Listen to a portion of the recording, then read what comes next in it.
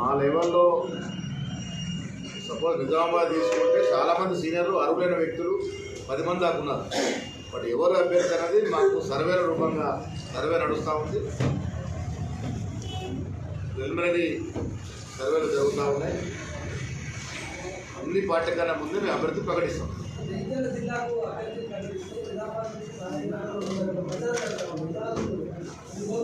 Parliament ఒకసారి పునర్విస్తరించినప్పుడు Nizamabad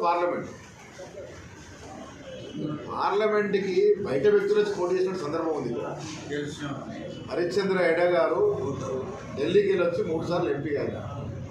so parliament అనేది దేశంలో ఎక్కడి నుంచైనా ఎక్కడైనా పోయి పోటీ చేయాలి.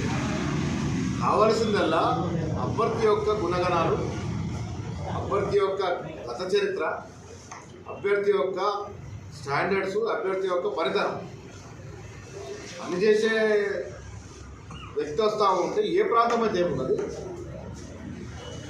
గతంలో బాలాగౌడ్ గారు ఎల్లారెడ్డి ప్రాంతం అసలు ఈ పార్లమెంట్ లేదు. అప్పుడు ఈ పార్లమెంట్ ఎల్లారెడ్డి లేదు.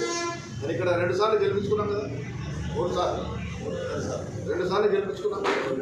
రామ్ గోపాల్ రెడ్డి గారు కరీంనగర్ నుంచి వచ్చి ఇక్కడ 3 సార్లు ఎంపీ అయినారు. సో పార్లమెంట్ విషయానికి వచ్చినప్పుడు మధుయాష్ గారు అయినారు బయటికి వచ్చి. సో పార్లమెంట్ విషయానికి వచ్చినప్పుడు ప్రాంతాలు దాని విషయం ఉండదు. వ్యక్తిత్వము, ఆయన గత చరిత్ర, భవిష్యత్తులో ఆయన మీద ప్రజలకు నమ్మకం, అన్నింటికి మించి పార్టీ. కాంగ్రెస్ పార్టీ అనేది మాకు ఓట్ బ్యాంక్.